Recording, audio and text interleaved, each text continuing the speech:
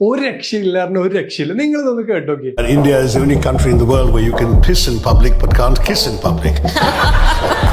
Ours is the only country where it's dangerous to talk to strangers but okay to marry one. എന്തും മനുഷ്യനാണല്ലേ, പറഞ്ഞതൊക്കെ ഭയങ്കര jungle പൊളി കാര്യങ്ങളല്ലേ, സത്യങ്ങളല്ലേ അതൊക്കെ.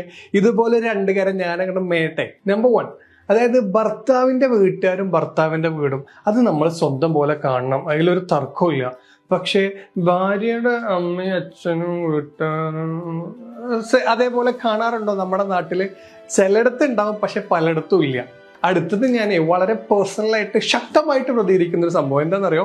അതായത് ഒരു 24 വയസ്സുള്ള പെൺകുട്ടി വീട്ടിലിരുന്നതിന് വലിയ പ്രശ്നങ്ങളൊന്നുമില്ല, അവൾ ജോലിക്ക് പോകണമെന്ന് വലിയ നിർബന്ധമൊന്നുമില്ല.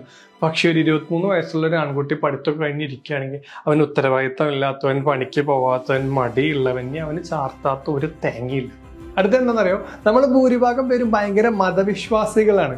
ഈ മതങ്ങളൊക്കെ തന്നെ പറയുന്നുണ്ട് നമ്മൾ ആവശ്യമില്ലാത്ത കാര്യങ്ങളിൽ ഇടപെടരുത്, ചോദിക്കരുത് നോക്കി. എന്നാലും നമ്മൾ ചോദിക്കും, കല്യാണം എപ്പോഴാണ്, കുട്ടികളായില്ലേ, വീട് വെക്കുന്നില്ലേ, ജോലിയൊന്നും ആയില്ലേ, എന്തിന്?